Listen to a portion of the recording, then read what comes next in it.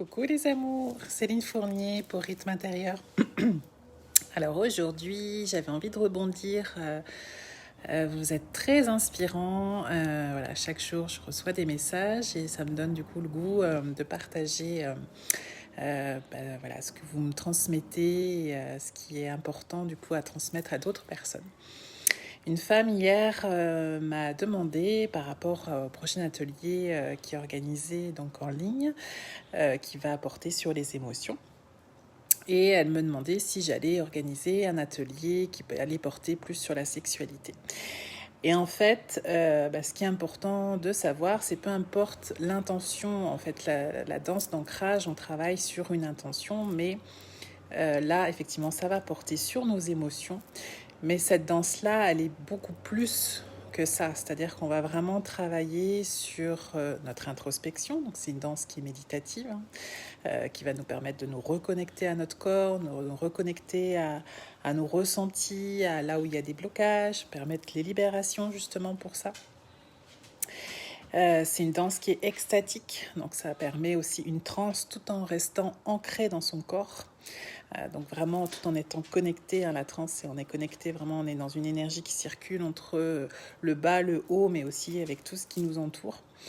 Et puis comme on travaille beaucoup au niveau de l'ouverture du bassin, c'est une danse qui est sensuelle, c'est-à-dire que évidemment pour chaque mouvement, il y a 36 mouvements qui est dans la danse d'ancrage, chacune avec une intention différente pour toujours mieux se connaître, mieux comprendre qui on est et libérer ce qui a besoin de l'être. Mais ce travail qu'on fait au niveau du bassin, on travaille toujours dans cet accouplement intérieur entre notre féminin et notre masculin.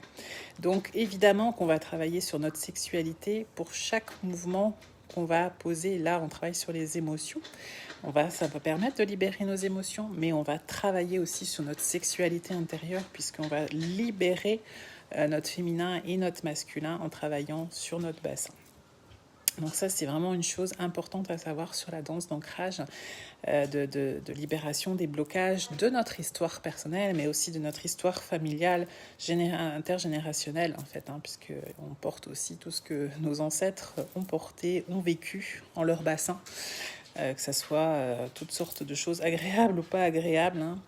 Donc c'est important d'aller déverrouiller à cet endroit-là et d'aller enlever tous les blocages qui se situent au niveau de notre bassin, notre racine, ce qui nous empêche souvent d'être enracinés dans notre corps et enracinés dans notre vie pour pouvoir mener à bien notre vie le mieux possible. Donc voilà ce qui est important à savoir par rapport à la danse d'ancrage. C'était un petit point que j'avais envie voilà, de reparler avec vous pour aller un petit peu plus loin dans la compréhension en fait, de cet accompagnement par la danse qui va vous permettre par rapport à cette sexualité intérieure, à partir du moment où vous aurez une sexualité intérieure déverrouillée, débloquée, épanouie à l'intérieur de vous-même, il est évident que votre sexualité avec votre partenaire va aussi être transformée. Ça va aussi apporter des changements dans votre relation avec l'autre, tant dans la relation sexuelle, mais aussi avec tout votre environnement. C'est à partir du moment où vous avez déverrouillé des choses en vous, il y a beaucoup de portes qui s'ouvrent aussi sur l'extérieur. Voilà. Donc, j'avais envie de vous partager ça aujourd'hui. Si vous avez d'autres choses à me poser comme questions, j'adore. J'adore toutes vos questions. C'est vraiment génial de pouvoir, c'est très inspirant en fait, pour faire mes lives derrière et pouvoir vous parler de sujets qui vous intéressent aussi. Donc n'hésitez pas à m'envoyer des petits messages ou des questions ou tout ce qui vous passe par la tête et voilà, besoin de réponses et voilà, n'hésitez pas à faire des petits coucous et puis je vous fais des gros bisous puis je vous souhaite une bonne journée, à tout bientôt, bisous, c'était Céline.